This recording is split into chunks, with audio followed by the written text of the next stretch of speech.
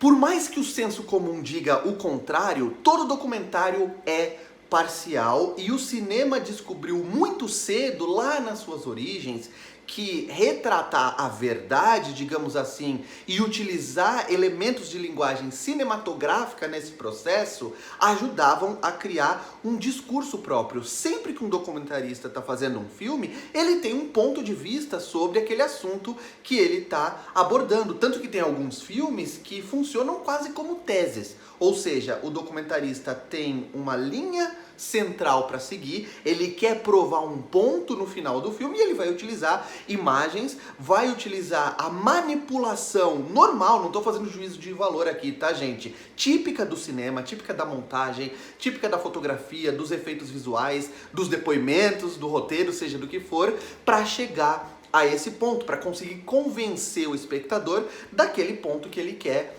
levantar. Na história do cinema, tem cineastas que são famosos por utilizar a linguagem cinematográfica para conduzir os seus documentários de uma maneira bastante persuasiva, porque o cinema é uma arte de massa e uma arte muito persuasiva. Lá atrás, o Eisenstein foi uma das principais vozes da Revolução Soviética após 1917, com filmes como A Greve, O Encoraçado Potemkin, ou Outubro, mais pra frente, que já é um filme patrocinado mesmo pelo governo soviético para fazer propaganda dos 10 anos daquela revolução bolchevique. Ou então dá pra gente falar também da Leni Riefenstahl, que era uma diretora nazista e que utilizou principalmente o documentário para convencer as massas, né? Ela usou ali dentro do departamento de propaganda do Goebbels o cinema como arma de guerra, como arma política. Então eu não estou fazendo juízo de valor. Até nazistas estão dentro dessa categoria, mas não só nazistas. Todo mundo faz propaganda política utilizando o audiovisual, utilizando a linguagem do cinema. E eu tô falando isso porque o 20 Dias em Mariupol é um filme político, obviamente. Ele é um filme sobre a guerra que está acontecendo agora na Ucrânia, entre a Rússia e a Ucrânia. E ele é um filme que eu vou condenar aqui, não por ser um filme que tem um lado, não por ser um filme que é parcial. Ele é obviamente pró-OTAN e anti-Rússia, mas o grande problema desse filme é que ele é um filme que faz falseamento histórico. Então, quando você está fazendo um documentário, tudo bem você utilizar a linguagem do cinema para potencializar o seu discurso, mas a linguagem do cinema, principalmente a montagem, também é muito fácil de ser manipulada, ou ela é muito fácil de ser usada para mudar, para editar a verdade, e é isso que o Mstislav Shenov, ai meu Deus, eu acho que é assim o nome dele, eu ia falar M. Shenov, ao invés de falar o primeiro nome dele, mas tentei pelo menos falar o nome do diretor. O que ele faz é falsificação histórica. Esse é um filme repulsivo nesse sentido, porque, é claro, vamos aos bons pontos. Primeiro, é importante ter filmes como esse retratando o que está acontecendo, não só na Ucrânia, como em qualquer outro conflito no mundo, porque a gente acostuma a olhar para os mais famosos, mas tem muitas outras guerras, tem outros genocídios acontecendo ao redor do mundo. A gente olha só para a guerra da Ucrânia e para o genocídio que Israel está cometendo em Gaza, mas tem outros, principalmente em África, acontecendo, e que por ser em África a gente acaba deixando de lado. Mas é importante a gente olhar para esses conflitos e saber o que o povo, o que as pessoas estão passando nessas regiões. E esse é o valor que esse filme tem. Porque é claro, gente, independentemente de lado, independentemente de posição política, quem sofre é o povo. E esse filme aqui, 20 Dias em Mariupol, que é um filme de guerrilha, o diretor M. Shenov foi lá para aquela região de Mariupol, ficou dias, 20 dias, ou mais ou menos isso, como diz o título do filme, filmando o que está acontecendo com o povo, né? Nos hospitais, nas ruas, as pessoas deixando suas casas, as pessoas escondidas em abrigos subterrâneos, as mortes que estão acontecendo, a destruição das cidades. E quando a gente vê isso, e é um filme que tem cenas muito fortes, por ser um documentário de guerrilha, tem cenas muito impactantes do que está acontecendo na rua, em tempo real, enquanto, obviamente, o diretor estava filmando lá o documentário, e isso é um registro histórico importante. Porém, por outro lado, entretanto, todavia, o que acontece é que o filme tem um roteiro, óbvio, documentários também têm roteiro. E documentários também são montados. E tanto o roteiro quanto a montagem de 20 dias em Mariupol são abertamente filmes de propaganda e fazem falseamento histórico. Eu vou dar alguns exemplos aqui. Em alguns momentos do filme, tem uma narração em off que está contando o que está acontecendo. Ele é um filme de guerrilha, ele é um filme que ele é mais sobre o calor das ruas, mas ele também tem alguns elementos mais tradicionais de documentário, como depoimentos, como uma narração em off. E aí, casualmente, essa narração em off comenta, porque lá em 2014, quando a Rússia invadiu a Ucrânia, aí, se você conhece o mínimo de história, você já fica, não, calma, a Rússia não invadiu a Ucrânia em 2014. O que aconteceu em 2014 foi um golpe militar que aconteceu na Ucrânia, né, que tirou um presidente eleito democraticamente pelo voto direto para colocar alguém que estava alinhado aos interesses dos Estados Unidos. Foi um golpe militar patrocinado pelos Estados Unidos. Mas é claro que esse cara vai mentir, vai tirar não sei de onde que a Rússia invadiu a Ucrânia em 2014, porque ele tem um objetivo muito claro. E o objetivo dele, muito claro, é mostrar, sim, aquela realidade, mas jogar tudo no colo do Putin. Ele tá fazendo realmente uma propaganda anti-Rússia e pró-OTAN. Sabe aquelas charges que mostravam no começo da guerra da Ucrânia? Agora meio que todo mundo esqueceu, né? Mas que mostravam o Hitler passando o bastão pro Putin, ou ensinando coisas pro Putin. É esse tipo de mensagem que 20 dias em Mariupol quer passar, e qualquer pessoa que tem um mínimo conhecimento sobre o que está acontecendo sabe que isso é uma simplificação perigosa e é uma simplificação bastante estúpida e, no caso do diretor, desonesta, porque não é um cara que não sabe o que está fazendo. Outro exemplo, tem momentos em que a gente vê montagens de imagens, então tem várias cenas do cotidiano, às vezes com narração, outras sem narração. Em alguns momentos tem montagens de cenas mais violentas. E tem momentos, por exemplo, dessas montagens em que a narração tá falando do Putin, e aí ela mostra o Putin, e aí corta para as pessoas nas ruas, corta para manifestações, e como quem não quer nada, o filme coloca ali uma imagem de alguém que a gente não sabe onde é, a gente não sabe quando é, levantando, erguendo e balançando uma bandeira da União Soviética. São alguns segundos que passam rápido. Mas esse é o poder da montagem. O poder da montagem é, dentro do contexto do filme, daquele momento da história e com aquela narração específica que a gente está ouvindo, a gente é condicionado a acreditar que aquelas inúmeras imagens que estão sendo exibidas em sucessão através da montagem fazem parte do mesmo ambiente.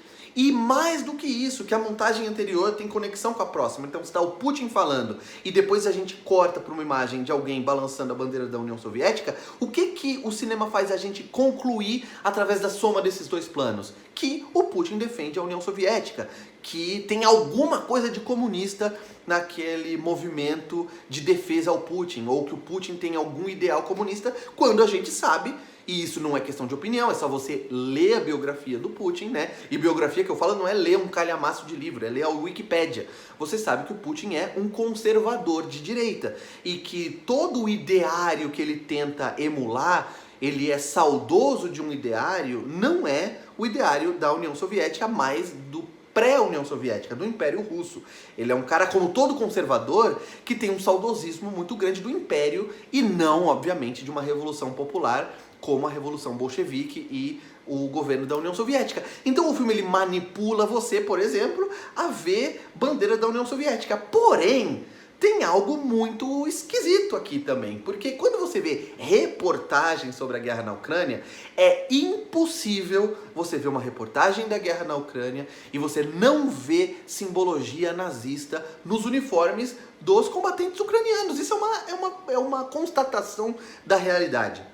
Independentemente do que você faça com essa constatação, é a realidade. Você vai ver qualquer vídeo em qualquer jornal do mundo sobre a guerra na Ucrânia, onde você veja os soldados, você vai ver um monte de iconografia nazista. E por que esse diretor tirou convenientemente essa iconografia? Por que ele selecionou apenas imagens dos ucranianos, onde você não vê nenhum símbolo nazista? Entende? Porque é claro, porque esse filme tem um objetivo. O objetivo dele não é ser exibido na própria Ucrânia, é ser exibido no mundo inteiro, é ser exibido em festivais, é chegar ao Oscar, como ele vai chegar, ele já tá no Oscar, ele já foi indicado e provavelmente vai ganhar o Oscar de melhor longa-metragem documentário. E é claro que essa imagem limpa, essa imagem lavada, essa imagem higienizada dos ucranianos vai funcionar melhor, é necessária inclusive para fazer a propaganda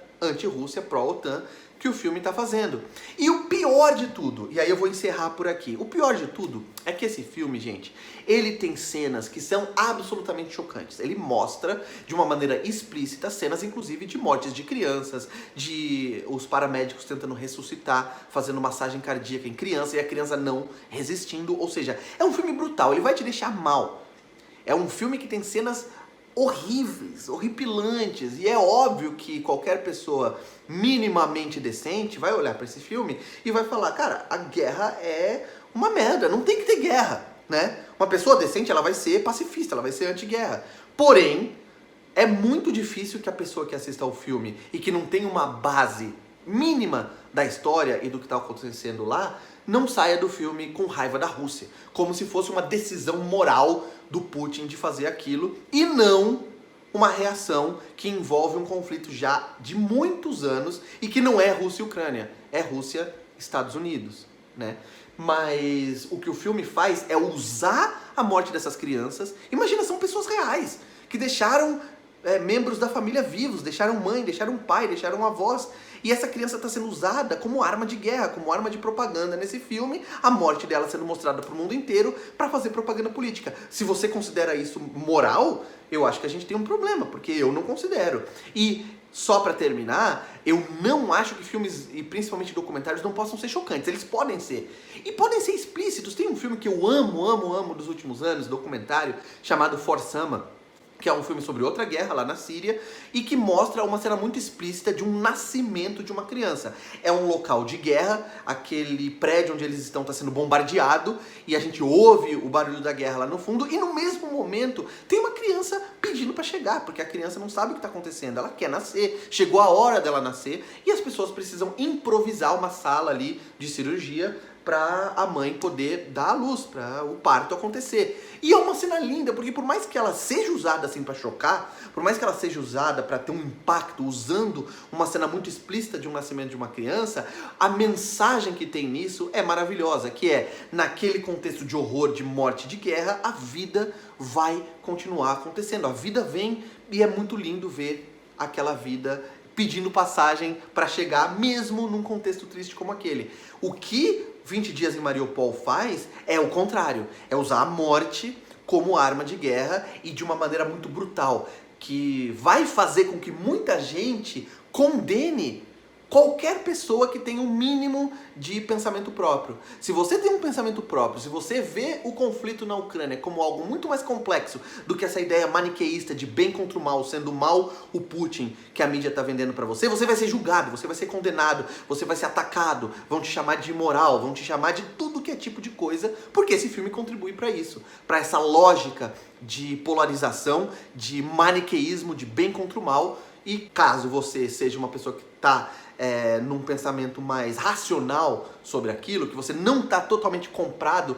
com essa propaganda americana, é óbvio que você vai ser condenado por olhar aquilo e supostamente ser insensível. Não, eu sou sensível àquelas mortes não deveriam estar acontecendo. O problema é dizer dessa forma simplista que era um país super tranquilo, que estava ali isolado, que não tem influência dos Estados Unidos em nenhum momento, não tem interesses americanos naquela região, e de repente veio o bicho-papão, que é o Putin, e invadiu e matou todo mundo.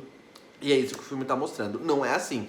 Parece uma interpretação infantil que esse filme quer que a gente tenha. E eu espero muito que você que está assistindo esse vídeo não tenha essa interpretação tão infantil, tão simplista, que não explica a realidade. Se você assistir ao filme, vem aqui dizer o que você achou, se você gostou do vídeo, não gostou, se gostou do filme, não gostou, na verdade, se concorda ou discorda dos pontos que eu apresentei nessa crítica. Claro, não se esquece de dar um like nesse vídeo, se inscrever no canal, clicar no sininho em sempre, para sempre receber notificações de vídeos novos por aqui. E por hoje é isso. Um abraço, tchau!